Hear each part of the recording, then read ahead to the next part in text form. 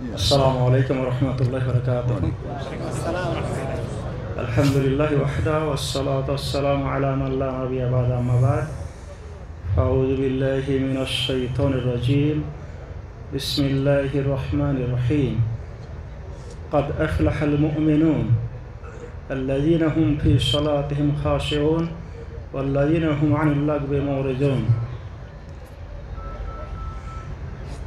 সোলাই ইসলামী দাওয়া সেন্টার কর্তৃক আয়োজিত মহা ইসলামী সম্মেলনের শ্রদ্ধাস্পদ সভাপতি, প্রধান অতিথি, সম্মানিত ওলামা ইকরামগণ এবং উপস্থিত তাওহীদি জনতা,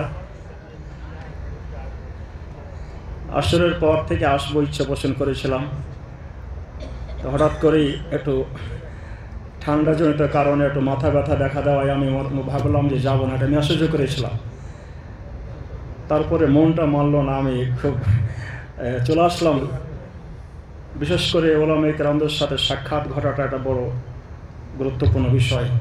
বিশেষ করে বন্ধুবার শেখ রফিক, বহুদিন থেকে আমি তাকে দেখে নাই। তাইব থাকাকালীন অবস্থায় জেদ্দায় অনেকবার গেছি, তার বাড়িতে আমি মেহমান হিসেবে থেকেছি আলহামদুলিল্লাহ। তো সেই সুবাদে আমি খুব চলে আসলাম। বন্ধুগণ, আমি বিশেষ কিছু আলোচনা তেমন কিছু করব না। তো আমি যে বিষয়টা নিয়ে কথা বলবো তাহলে এই যে আমাদের বলতে আমরা সবাই, সকল মুসলিম এবং মোমেনদের এই লক্ষ্য উদ্দেশ্য কি, আমরা পৃথিবীতে কি চাই, আমরা দুনিয়ার জীবনে আমরা কি চাই। তাহলে সকল ব্যক্তি আমরা চাই যে আমাদের কল্যাণ হোক, আমাদের মঙ্গল হোক, আমরা যেন দুনিয়ার জীবনে সফলকাম হতে পারি, দুনিয়ার জীবনে কামিয়াবি অর্জন করতে পারি, দুনিয়ায় শান্তি এবং পরকালে মুক্তি আমরা পেতে পারি। সবার আশা কি বলে না, অন্য কিছু আছে? বাংলাদেশ থেকে সৌদি আরব আগমন করেছেন, উদ্দেশ্য এখানে কিছু অর্থ ইনকাম করে দেশে কিছু বাড়ি গাড়ি করে সুখে শান্তিতে ছেলে মেয়ে নিয়ে বসবাস করা। আমরা চাই আমাদের ছেলে মেয়েদের উন্নতি হোক, আমাদের ছেলেমেয়েরা শিক্ষা দীক্ষায় তারা সম্মানী হোক। সবার একটা আশা আছে, কি বলেন ভাই? আশা আছে না? তো এই আশা অর্জন করতে হলে কি কাজ করতে হবে? আমরা ওই আশায় যদি পৌঁছি, ওই স্থানে পৌঁছার জন্য আমাদের করণীয় কি? দুনিয়ার জীবনে বেশি বেশি করে ব্যবসা করতে হবে নাকি? বিভিন্ন দোকানপাট খুলে, মার্কেট খুলে ব্যবসা করতে হবে, তাই না? না অন্য কিছু আছে? দুনিয়ার জীবনে এবং পরকালে, দুনিয়ার জীবনের সফলতা এবং পরকালে মুক্তির প্রধান পথ হলো কি? সঠিক ঈমান পোষণ করা, সঠিক ঈমান পোষণ করা এবং ঈমান অনুযায়ী আমল করা। আল্লাহ এবং তার রাসূলের প্রতি সঠিক ঈমান পোষণ করবেন। সম্মানিত শেখ যে আলোচনা করেছেন, এই আলোচনা বোঝার জন্য অনেক লেখাপড়া করা দরকার, বুঝছেন? উনি যে মাসুনিয়া নিয়ে আলোচনা করেছেন, খুবই গুরুত্বপূর্ণ বিষয়। আমি আসার পরে মাসুনিয়া পরে শুনলাম। এই আলোচনা বোঝার জন্য অনেক জ্ঞানের দরকার। বন্ধুগণ, তো দুনিয়ার জীবনের সফলতা অর্জনের জন্য প্রধান যে বিষয় সেটা হলো কি? ঈমান এবং সালাত আদায় করা। আল্লাহ রাব্বুল আলামিন সূরাতুল মুমিনুন, এই সূরা আল মুমিনুনে কি বলেছে?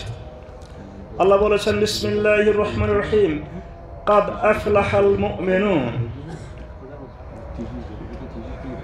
কাদ মানে অবশ্যই, আফলাহ মানে সফল কাম হয়েছে, সৌভাগ্যশীল হয়েছে, মুক্তি পেয়েছে, কল্যাণ অর্জন করেছে, কৃতকার্য হয়েছে। কি বলেন? আফলাহা। আফলাহা মানে ফাজা, সে কৃতকার্য হয়েছে, সাদা সৌভাগ্যশীল হয়েছে, নাজা মুক্তি পেয়েছে। কারা? যারা মুমিন। আল মুসাদ্দিকুনা বিল ঈমান, যারা ঈমানের দাবিতে সত্যবাদী। সত্যবাদী বলতে কি? খাঁটি মুমিন, তার ভিতরে মুনাফিকি নাই, যে কঠিনভাবে আল্লাহকে বিশ্বাস করে এবং ঈমানের পর ইয়াকিনের দরজায় যে ব্যক্তি পৌঁছে গেছে।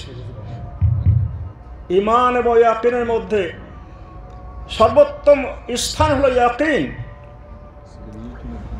যারা ইয়াকিনের দরজায় পৌঁছে গেছেন, যারা সত্যিকারের মুমিন, তারাই হলো সফল কাম দুনিয়ার জীবনে এবং পরকালে।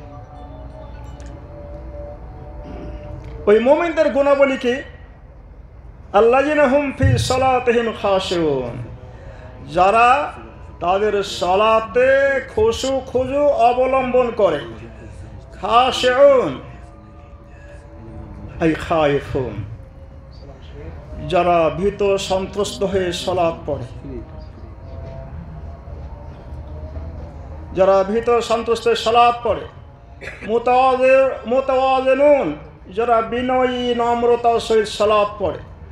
লা ইয়ালতাফিতু ইমানান ওয়ালা শিমালা, সালাত পড়তে গিয়ে তারা ধৃষ্টতা অবলম্বন করে, ডানে এবং বামে তারা দৃষ্টিপাত করে না, তাদের দৃষ্টি থাকবে সিজদার স্থানে, দৃষ্টি থাকবে সিজদার স্থানে। সুতরাং এভাবে যারা সালাত পড়ে তারাই হলো সফল কাম। সালাত পড়তে গিয়ে আপনাকে আমাকে ধৃষ্টতা অবলম্বন করতে হবে, ইতমিনান থাকতে হবে, সুকুন থাকতে হবে। সালাতের ভিতরে বেশি নড়াচড়া করা যাবে না, বেশি নড়াচড়া করা যাবে না। আপনি কার সামনে দাঁড়িয়েছেন? যিনি সর্বোচ্চ সম্মান পাওয়ার অধিকারী, মহান আল্লাহর সামনে আপনি দণ্ডায়মান হয়েছেন। সুতরাং আপনার অবস্থা কেমন হতে হবে? আন তা'বুদাল্লাহ কাআন্নাকা তারাহু ফাইন লাম তাকুন তারাহু ফাইন্নাহু ইয়ারাক। আপনার ভিতরে মুশাহাদা এবং মুরাকাবা থাকতে হবে। খাশিউন মানে যারা বিনয়ী নম্রতা সে সালাত পড়ে, যাদের অন্তরে আল্লাহর ভয় আছে, জাহান্নামের ভয় আছে, এই ভয় নিয়ে যারা সালাত পড়ে তারাই হলো কি? সফল কাম। বন্ধুগণ, আমরা দেখি সালাত এমন একটি গুরুত্বপূর্ণ ইবাদত।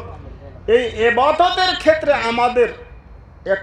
আমাদের ভিতরে একটু সচেতন আমরা একটু কম হচ্ছি।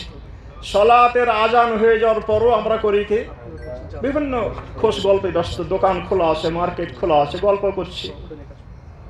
আজান হয়েছে, আজান শোনার পরে আপনি এখনো বসে আছেন কেমন করে? আল্লাহু আকবার বলার পরে আল্লাহ মহান এই শব্দ শোনার পর আপনি কেমন করে বসে থাকেন? ব্যবসার স্থান, ব্যবসার কেন্দ্র খুলে আপনি বসে থাকেন কোন হিম্মতে, কোন সাহস? আপনি কি মনে করছেন যে সালাতে না গিয়ে ব্যবসা করলে আপনি বেশি লাভবান হবে? কখনোই না। মনে রাখবেন, আপনার জন্য আল্লাহ যা বরাদ্দ করেছেন সেটা অন্য কাউরি ভাগ্যে যাবে না, আপনার কাছে আসবেই। যদি আপনি দোকান খুলে থাকেন আর বন্ধ করেন, ওটা আসবেই। সুতরাং এটা হলো আপনার কর্তব্য যে আজানের পর দোকান ছেড়ে দিয়ে আপনাকে আল্লাহর ঘরে যেতে হবে এবং অত্যন্ত বিনয়ী নম্রতা সে দাঁড়িয়ে আল্লাহু আকবার বলার সময় আপনার ভিতরে একটা থাকবে, আল্লাহকে অতি সম্মান করে আপনি তার সামনে দাঁড়িয়েছেন, এই মনোভাব। আল্লাহ আপনাকে দেখছেন, আপনি আল্লাহ ধ্যানে মশগুল আছেন, এই ধ্যান আপনার থাকতে হবে, এই চিন্তা থাকতে হবে। সালাতে আপনি বেশি বেশি করে নড়াচড়া করবেন আর এটা করবেন, দাড়ি করবেন, এটা হবে না। একজন ব্যক্তি সালাতে কি করছেন? রাসূলুল্লাহ সাল্লাল্লাহু আলাইহি ওয়াসাল্লাম দেখুন যে একজন ব্যক্তি সালাতে দাঁড়িয়ে দাঁড়িয়ে খালি লড়াড়ি করে। রাসূলুল্লাহ সাল্লাল্লাহু আলাইহি ওয়াসাল্লাম বলেন, লাউ খাশা কালবুহু লা খাশআত জাওয়ারিহু। এই লোকটার অন্তরে ভয় থাকলে, অন্তরে বিনয়ী নম্র থাকলে তার অঙ্গ প্রত্যঙ্গ নম্র হতো।